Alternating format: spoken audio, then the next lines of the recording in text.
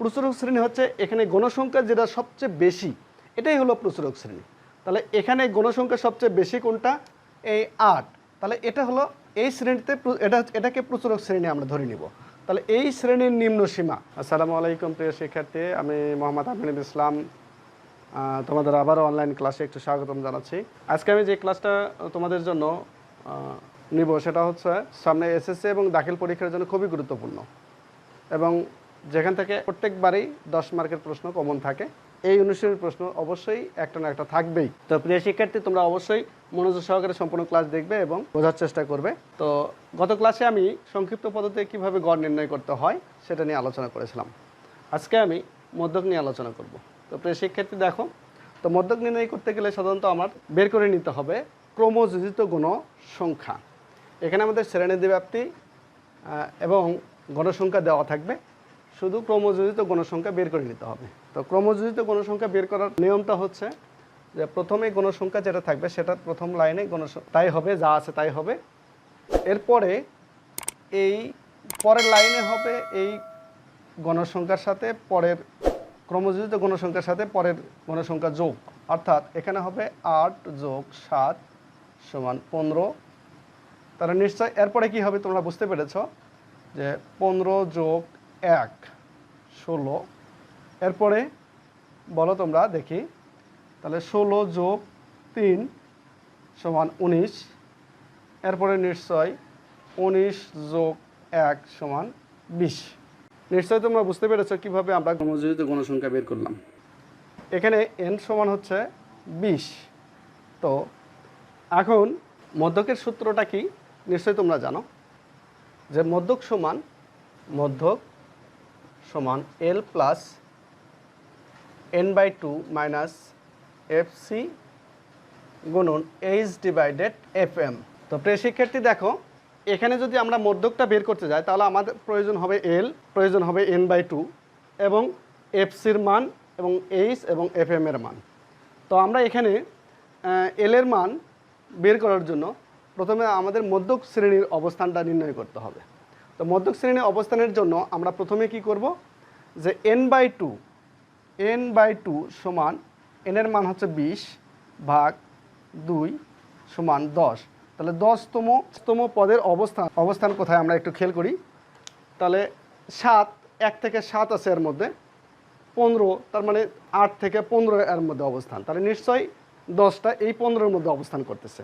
তাহলে আমরা এখানে বলতে পারি যে 10তম পদের অবস্থান হচ্ছে 50 থেকে 54 এর মাঝেই কিন্তু মধ্যক শ্রেণী অবস্থান। তাহলে প্রিয় শিক্ষার্থী দেখো, তাহলে আমরা এই লাইনটাকে আমরা মধ্যক শ্রেণীর অবস্থান হিসেবে চিহ্নিত করতে পারি। তাহলে এল এর মানটা কি? এল হচ্ছে মধ্যক শ্রেণীর নিম্ন সীমা। তাহলে এই শ্রেণীর নিম্ন সীমা কত? 50। তাহলে আমরা যদি এখানে লিখে নিই একটু, এল সমান হচ্ছে 50, n/2 সমান 10, FC হচ্ছে মধ্যক শ্রেণীর পূর্ববর্তী শ্রেণীর যোজিত গণসংখ্যা। তাহলে মধ্যক শ্রেণীর পূর্ববর্তী শ্রেণী, তার আগেরটা হচ্ছে তার মানে 7। আর FM হচ্ছে মধ্যক শ্রেণীর গণসংখ্যা, তাহলে FM হচ্ছে 8। H তো আমাদের জানাই আছে, শ্রেণী ব্যবধান 5। নিশ্চয়ই তোমরা বুঝতে পেরেছ। এই মানগুলো যদি আমরা এখানে বসাই দিই তাহলে কিন্তু সহজেই মধ্যক নির্ণয় করা যায়।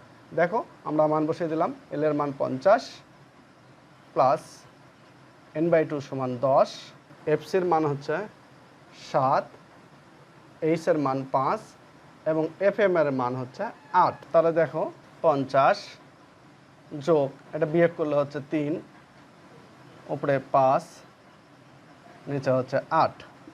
তাহলে 50 যোগ 3 5 15, তার ভাগ হচ্ছে 8। তাহলে 50 8ক যদি 15কে যদি 8 দ্বারা ভাগ করি তাহলে আমাদের ভাগফল আসে হচ্ছে 1.875। তাহলে কিন্তু এখানে আমরা লিখতে পারি 50 যোগ 1.87। যেহেতু 7-এর পরে 5 আছে তাহলে কিন্তু আমরা 8-এর পরে এই 7-এর সাথে 1 যোগ করে লিখতে পারি 8।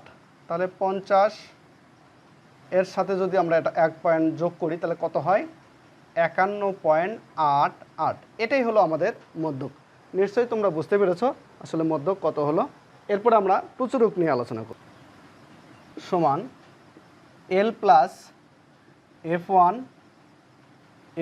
প্লাস F2 গুণন H। তো প্রিয় শিক্ষার্থী, এটা হচ্ছে প্রচুরকের সূত্র। তাহলে প্রচুরক নির্ণয় করার জন্য আমাদের যে সূত্র প্রয়োজন সেটা হলো L plus F1 divided F1 plus F2 গুণন H। তাহলে এখানে যদি আমরা L, F1, F2 এবং H এর মান জানা থাকে তাহলে নিশ্চয়ই আমরা অতি সহজে প্রচুরকের মান বের করতে পারি। তাহলে দেখো এলটা কি। তাহলে এল হচ্ছে প্রচুরকের সূত্রের ব্যাখ্যায় আমরা জানি এল হচ্ছে প্রচুরক শ্রেণীর নিম্ন সীমা। তাহলে এখানে প্রচুরক শ্রেণী কোনটা? প্রচুরক শ্রেণী হচ্ছে এখানে গণসংখ্যা যেটা সবচেয়ে বেশি, এটাই হলো প্রচুরক শ্রেণী। তাহলে এখানে গণসংখ্যা সবচেয়ে বেশি কোনটা? এই 8। তাহলে এটা হলো এই শ্রেণীতে এটাকে প্রচুরক শ্রেণী আমরা ধরে নিব। তাহলে এই শ্রেণীর নিম্ন সীমা, তাহলে এখানে আমরা একটু লিখে নিই। এখানে তাহলে এল সমান কি হচ্ছে? এল সমান হচ্ছে এই প্রচুরক শ্রেণীর নিম্ন সীমা। তার মানে প্রচুরক শ্রেণীর নিম্ন সীমা কত হচ্ছে? 50। আচ্ছা, এরপরে F1 হচ্ছে প্রচুরক শ্রেণী এবং তার পূর্ববর্তী শ্রেণীর গণসংখ্যার পার্থক্য, অর্থাৎ প্রচুরক শ্রেণী 8 তার আর পূর্ববর্তী শ্রেণী 7, এই দুটোর পার্থক্য। তাহলে F1টা আমরা একটু লিখি। F1 হচ্ছে 8 বিয়োগ 7 সমান 1। আর F2 হচ্ছে প্রচুরক শ্রেণী এবং তার পরবর্তী শ্রেণীর গণসংখ্যার পার্থক্য। তাহলে প্রচুরক শ্রেণী কত? 8 বিয়োগ 1 সমান 7। এখানে কিন্তু শ্রেণী ব্যবধান একই আছে 5। তাহলে আমরা এখানে এই মানটা যদি বসাই দিই তাহলে কিন্তু অতি সহজেই আমরা প্রচুরক নির্ণয় করতে পারি। তাহলে দেখো 50 যোগ F1 এর মান কত? 1 প্লাস 7 গুণন H এর মান হচ্ছে 5। তাহলে দেখো, তাহলে এখানে কত হয়? 50 যোগ 5 একে 5 আর 7 আর একে 8, তাহলে 50। তাহলে 5কে তুমি 8 দ্বারা যদি ভাগ করো তাহলে কত আসে? 5কে যদি 8 দ্বারা ভাগ করি তাহলে আমাদের হয় 0.625। তাহলে 50 যোগ এই যে আবারও বলছি এখানে 0.6, এই 5-এর জন্য এখানে 1 যোগ 3 হয়ে গেল। তাহলে 50 এর সাথে যদি এটা যোগ করি তাহলে 50.63। এটাই হলো প্রচুরক। তো প্রিয় শিক্ষার্থী, আমার মনে হয় তোমাদের আমি মধ্যক এবং প্রচুরক বোঝাতে পেরেছি। তোমরা বাড়িতে অবশ্যই অনেক বেশি বেশি প্র্যাকটিস করবে, তাহলে এই সমস্যাগুলো আর থাকবে না। তো তোমরা ভালো থাকো। আগামী দিনে আরেকটি ক্লাস নিয়ে দেখা হবে। সে পর্যন্তই। আর বিশেষ করে পরীক্ষার্থী যারা, তোমরা অবশ্যই এই জিনিসগুলো বারবার প্র্যাকটিস করবে। আগামী দিনে তোমাদের জন্য আমি লেখচিত্র অঙ্কন, বহুভুজ অঙ্কন এবং অজীব রেখা অঙ্কন নিয়ে আলোচনা করব। ওকে প্রিয় শিক্ষার্থী, আল্লাহ হাফেজ।